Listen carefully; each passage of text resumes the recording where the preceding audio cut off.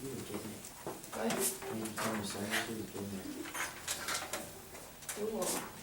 I always feel like I usually like right after your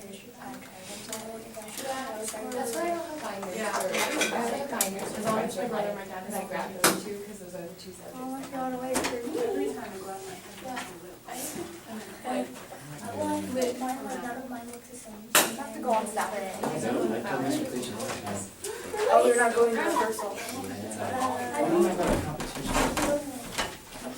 That's why I was confused. I was like, yeah. Yeah, I just wanted to Wait, are you doing even try? Your duet with Josh?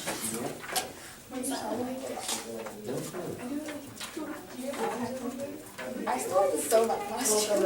There's rehearsals tomorrow.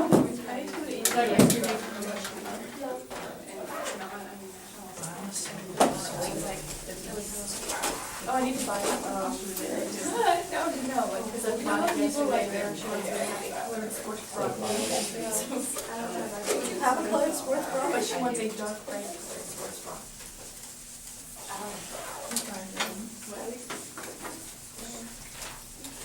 Is it supposed to be like violet? I don't think so. They're supposed to be dark bright.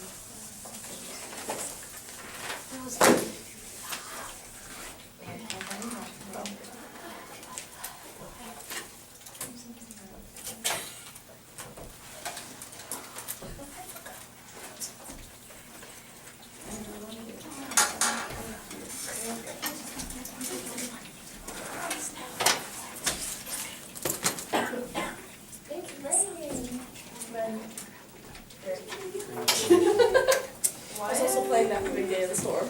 It's raining.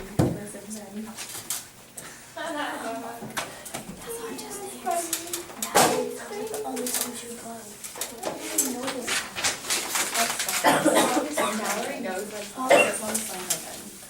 It is? It is? How is it so exciting by then? It sounds like heaven. I'm so confused. Wait, that's weird. Yeah. Why did you say it's very I know, just like the drag queens that sound like girls and like they look like girls. Okay, so to get us started here.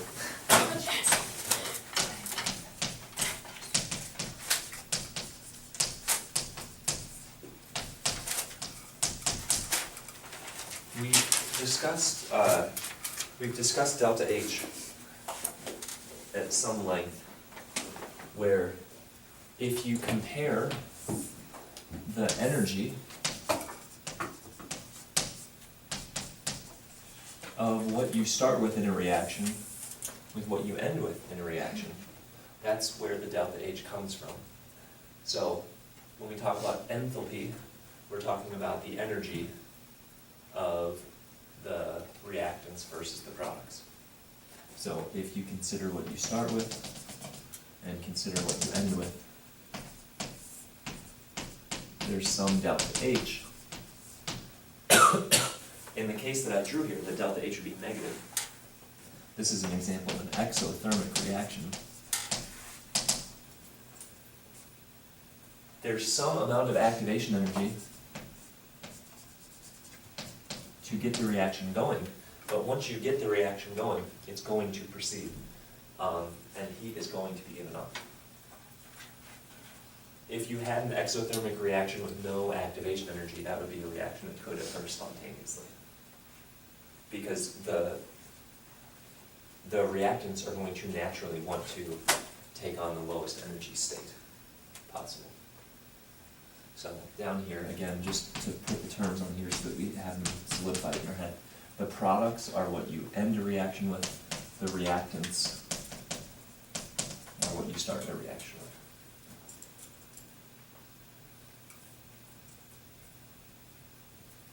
with. Now, another factor that we talked about with reactions yesterday was kinetics. And to think, if you have two substances that interact to form two new substances, one way you could speed up the reaction, well, really, the way to speed up the reaction is to speed up the interaction between A and B. So, an increase in the interaction of A and B will increase the speed of the reaction. So get A and B interacting more, you'll get more C and D as a result. Because when A and B interact, you make C and D. So interact them more, you'll get the reaction going faster. And we mentioned 2 ways to do this, is to increase the temperature, and you could also shake or stir whatever it is that needed to be interacting. The more you get A and B interacting, the more you'll make C and D. And you can force A and B to interact more by like shaking whatever you would be mixing up, or stirring whatever you would be mixing up. That would be increasing the interaction. And increasing temperature would increase the speed of the particles, which would increase how often those particles would run into each other. Now, the last bit that brings energy and kinetics together is a concept called entropy. Basically, when you come down to it, this chapter relates to enthalpy, kinetics, and entropy. Enthalpy and entropy sound similar, but a little bit different. Entropy is a measure of disorder. So how much disorder is present in a given sample, that's entropy. Now, to give an idea of what nature prefers in terms of order or disorder, imagine this circumstance. Imagine you had 2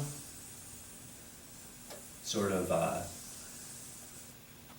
vessels that in one you had gas A, and in the other you had gas B. And imagine there was something that was separating the 2 vessels. So one side, let me draw this even more clearly.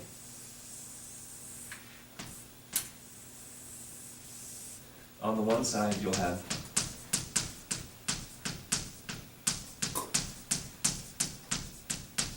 all the particles of the one gas, and on the other side you'll have all the particles of the other.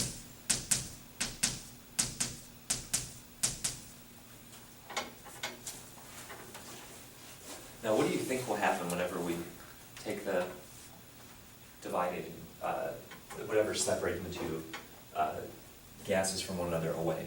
What do you think would happen if we went to a circumstance like this? Yeah. Yeah. And do you have anything that, like, any examples that you could think of that where you would have experienced something like this before? Where like 2 gases would interact and combine?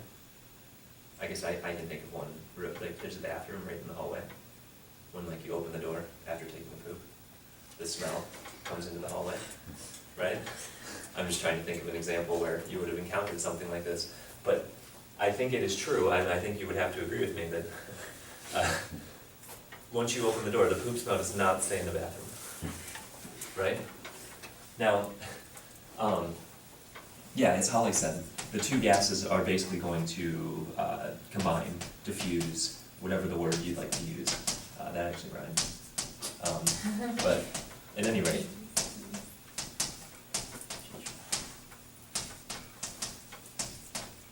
you're going to have a mixture of A and B.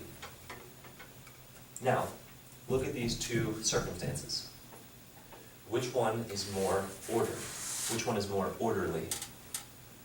Up here or down there? Compare state 1 and state 2. Which one is more orderly? This is a judgment call, but I think there's a clear answer, yeah. The first one.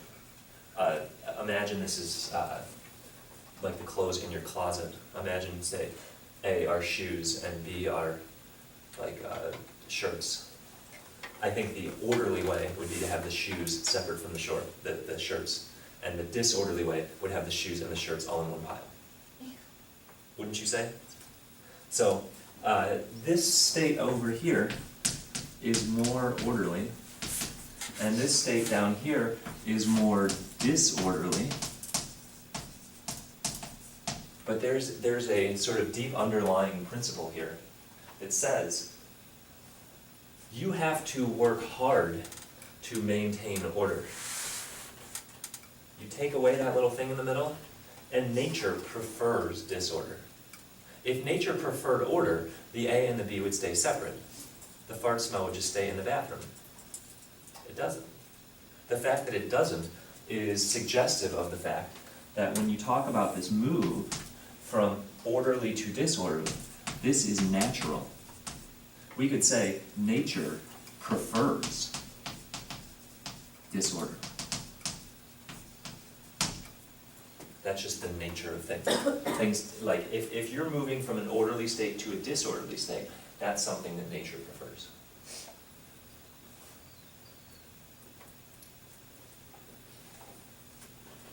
Now, if we want to make a graph of entropy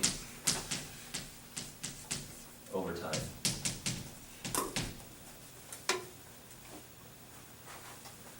you can expect, while there may be times where the entropy is approximately the same,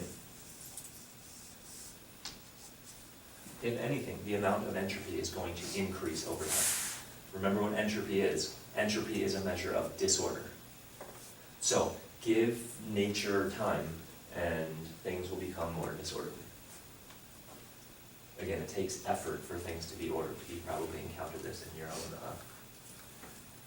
managing your own clothes or laundry or things like that, right? Once you put on the clothes, you throw them in the laundry basket and it gets disorderly. That's natural, right? It would be unnatural to fold your clothes before you put them in the laundry basket. I actually used to do that as a kid. Believe it or not. It's a strange confession. I did that. And then actually, yeah, that's the only reason why I stopped doing it was because I overheard my mom talking to one of my aunts and talking about how strange it was that the clothes would be folded in the laundry basket. And I thought, oh, that's unusual. Okay. I had no idea. Anyways, strange story. But yeah, so when we think about the way that nature operates, the amount of disorder is constantly increasing. It may be steady at some point in time, but the amount of disorder is always, if anything, on the rise. And if you think about that, then if you compare a state here with a state there,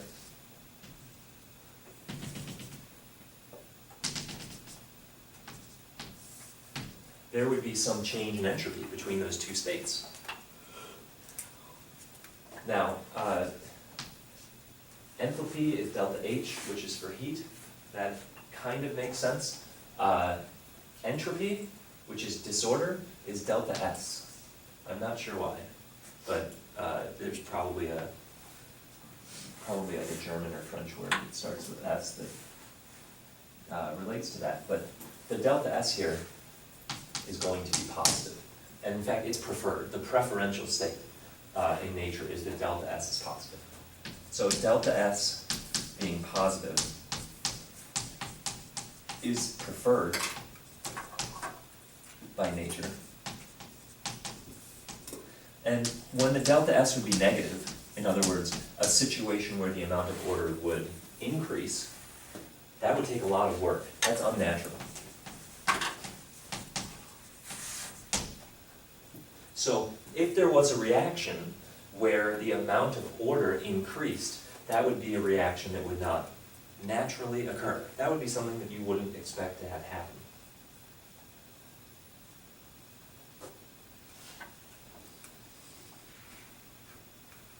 So unnatural would, in specific, I guess to be clear about this, when I say unnatural, let me make a comment here. A chemical reaction whose delta S value is negative is unlikely to occur naturally.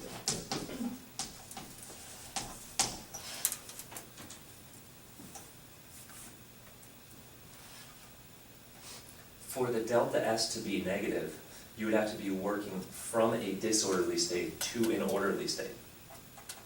So that would be like opening the door to the bathroom and then somehow, some way, trying to keep the fart smell in the bathroom. That's unnatural. You're gonna have to like wave a folder or something to keep that fart smell in the bathroom. That's unlikely to occur naturally. Safe to say? It is unlikely that the sample of gas that has diffused here will end up in the orderly state naturally. It is most likely that the diffused gas will remain diffused. And that relates to delta S. Now, something that also can be said. The amount of disorder is also a function of temperature.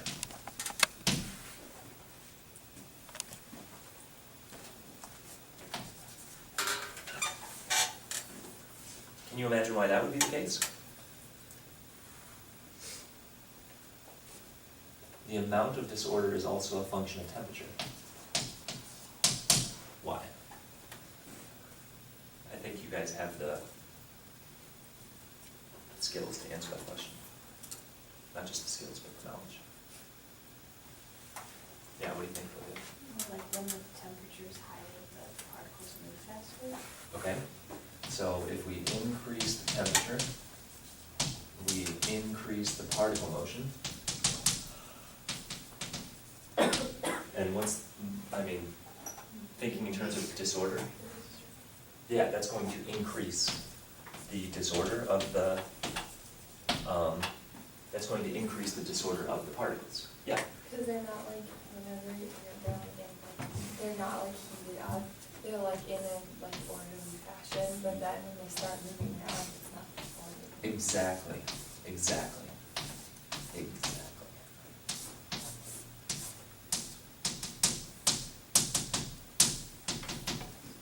Right?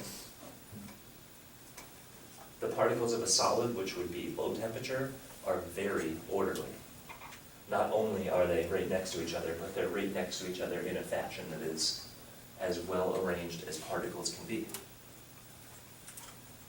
Increase the temperature, and you could work your way to a gaseous state, and that is a much more disorderly state. Those particles are zooming left and right, bouncing off of each other, and going every which way. There's much less order in that circumstance. So when we talk about entropy, when we talk about disorder, we can also say, okay, the amount of disorder is not just something that we can witness at a given temperature, but when we change the temperature, we actually change the amount of disorder. Now, if we put all of this together, if we put the enthalpy and the entropy together, we can come up with an expression for what's called Gibbs free energy.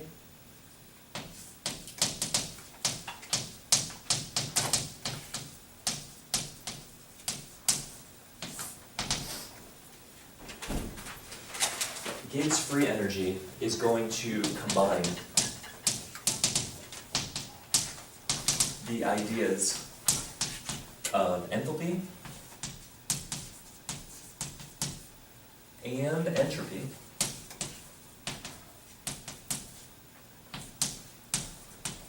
to make an expression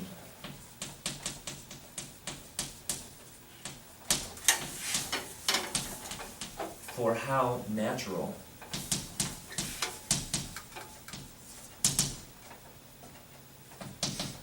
it will be for a chemical reaction to occur.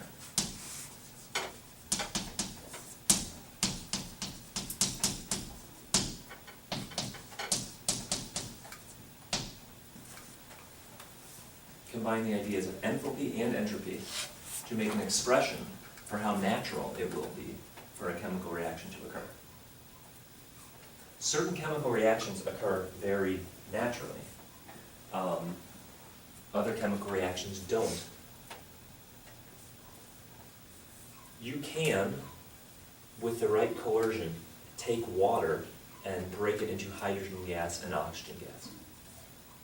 Depending on when you were in my physical science class, or if you were in my physical science class, we may have done this in middle school class, where we took a positive and negative electrode, stuck it in water, and the water started bubbling. Holly's nodding her head, she may recall this.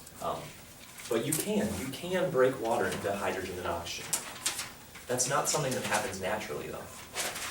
If it was something that happens naturally, we wouldn't have a lot of water around. We'd have a lot of hydrogen gas and oxygen gas. So the fact that the water that's on the Earth is constantly falling from the clouds, evaporating back up into the clouds, and still remaining water is suggestive of the fact that hydrogen and oxygen prefer to be H2O rather than to be H2 and O2. So in some senses, it's natural for hydrogen and oxygen to make H2O. It's unnatural for H2O to break apart.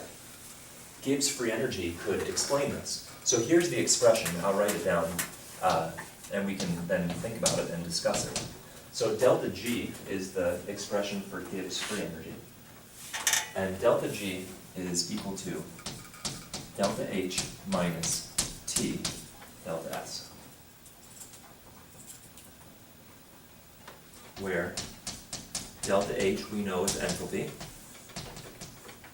T is temperature in Kelvin, and delta S is entropy.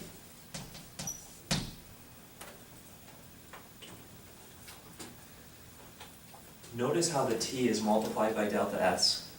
That's not surprising because entropy is also a function of temperature. So the more you increase the temperature, the more you increase the value that's being subtracted here. Now let's scroll our minds back. What is preferred by nature? A delta H that's positive or a delta H that's negative? What's the preferred state? What is it? Negative. It's preferred for delta H to be negative. It's preferred. Exothermic reactions are preferred because you now allow a substance that's in a high energy state to go to a low energy state. I think if you had the choice, you would rather sit down while being in class than doing jumping jacks for all 30 minutes. Right? I mean, if you really think about it that way, the reactant that's up here in this high energy state is doing jumping jacks nonstop. That's not preferred to just sitting in a chair. Shoot, for that matter, if we had the opportunity to have like lazy boy recliners, right? You might even prefer that, right?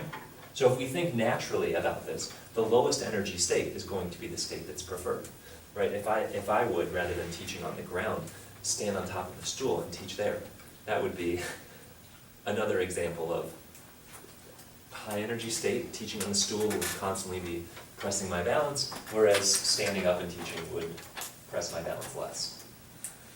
Shoot, if I had like one of those Stephen Hawking wheelchairs or something, that would actually make life even easier, right? So the thing to think about here, if you're thinking about the chemical, what would the chemical rather do? Would it rather be in a high energy state or a low energy state? Rather be in a low energy state. And that would mean that delta H being negative would be something natural. That would be the preferred way. So delta H being negative would be preferred. And what about delta S? What's the preferred method there? Or the preferred value, positive or negative? Positive, because nature prefers disorder, right? The fart smell leaves the bathroom and diffuses into the other air. That's taking an orderly state where the fart smell was confined and lending to a disorderly state where the fart smell is now going throughout the school. So if we think about this and we look at delta G, What if we had a preferred enthalpy and a preferred entropy? Oh, I should say this. T is always going to be what if the temperature is in Kelvin, in terms of positive or negative? It's always going to be positive, because the Kelvin temperature scale goes from 0 up, and 0 is unattainably cold. So the coldest we can get on the Kelvin scale is 0.000001, or something that's still positive. So we know that T, I'll just put a note here, is always positive. So let's look in the preferred case at what our delta G value will be. In the preferred case, our delta H is negative. We're subtracting a T value that's always positive times a delta S value that's also preferred to be positive. So we prefer going to a low energy state, we prefer going to a disorderly state naturally, and then what do we have here? We've got a negative minus a positive. What does that make? A negative. So delta G equal to a negative means that this is a natural reaction. And in fact, that is what delta G measures. When delta G is negative, you have a natural reaction. On the flip side, if delta G is positive, you could guess what that would be. That would be an unnatural reaction.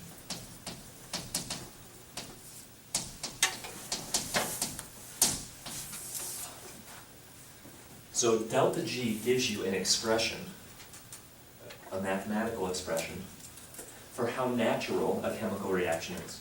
The natural reaction is the one where we're forming lower energy products and we're forming more disorderly products. Low energy and disorder is natural. High energy and orderly is unnatural. It takes a lot of effort to be in such a state. You guys probably have experienced this from your own life, right? If you just let things happen, you're going to be in a low energy state surrounded by lots of disorder, right? And then your mom's like, clean your room, right? And then you get to the high energy state with less order. That takes effort. So in some sense, that's unnatural, because what's natural is something that can happen sort of automatically.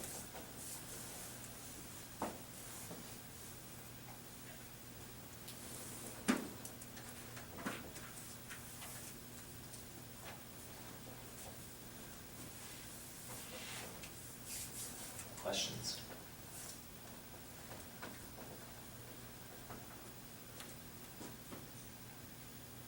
I suppose on the flip side, if you thought about this, the not preferred state would be if delta H is positive and delta S is negative. Then you'd have a positive minus a negative, which makes a positive, and that's unnatural. It's unnatural to form high energy products in a more orderly scenario. That's unnatural. Negative or positive minus negative. So that's that. Thank you.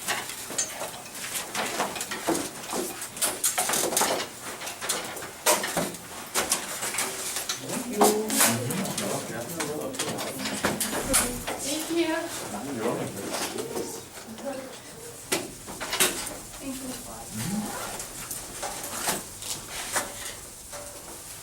Thank you. You're welcome. Thank you.